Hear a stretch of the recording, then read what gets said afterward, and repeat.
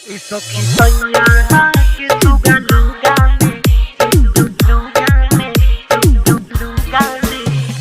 DJ Manish Raxaul Manish अकेला recording studio Sitamarhi.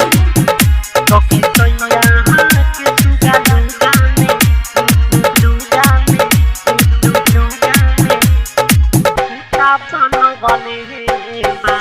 सखी सैया के सुगा लुगा में हमारा खूटा बनवले बा।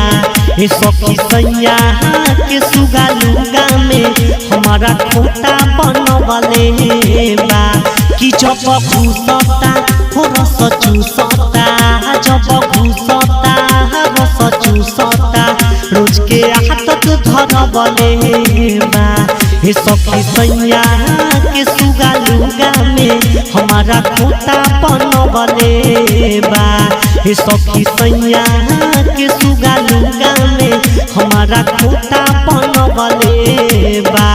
कि जब घुसता हो रस चूसता, जब घुसता रस चूसता, रोज के आदत धरवले बा। सखी सैया के सुगा लुगा में हमारा खूटा बनवले बा। डीजे मनीष रक्सौल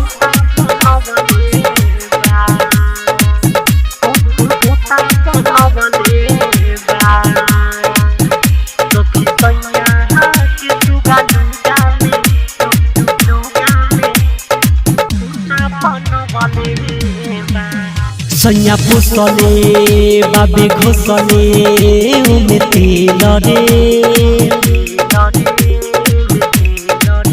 ढोढ़िया रे पनिया रे करे खेल रे।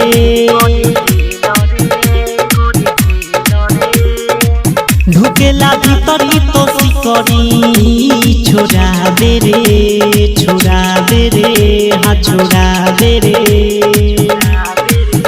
सैया पोसले बाबे घोसले उमे तेल रे,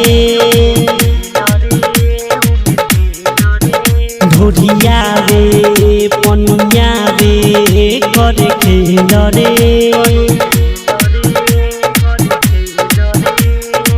ढुकेला भीतरी तो सिकरी छोड़ा बेरे, छोड़ा बेरे, हाँ छोड़ा बेरे। सखी बड़ी लहरेला मुअना न बहरेला डेराई लगवले बा।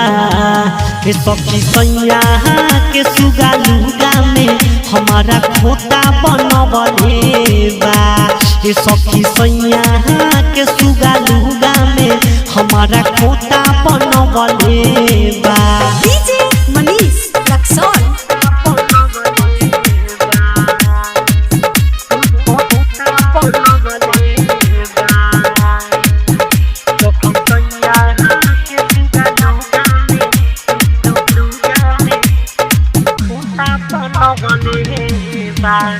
कहे गति भैलती बड़ी सजले बा। घूमे सारी मोरा हारी के समझले बा।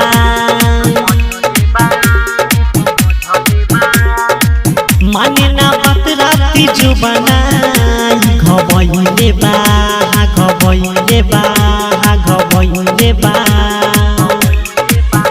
कहे गति भैलती बड़ी सजले बा। घूमे सारी मोरा हारी के समझले बा।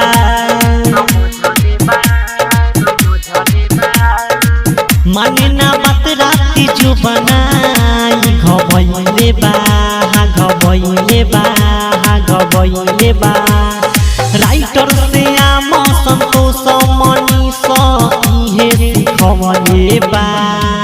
सखी सैया के सुगा लुगा में हमारा खोता बनवले बा। सखी सैया के सुगा लुगा में हमारा खोता बनवले बा। मनीष अकेला रिकॉर्डिंग स्टूडियो सीतामढ़ी।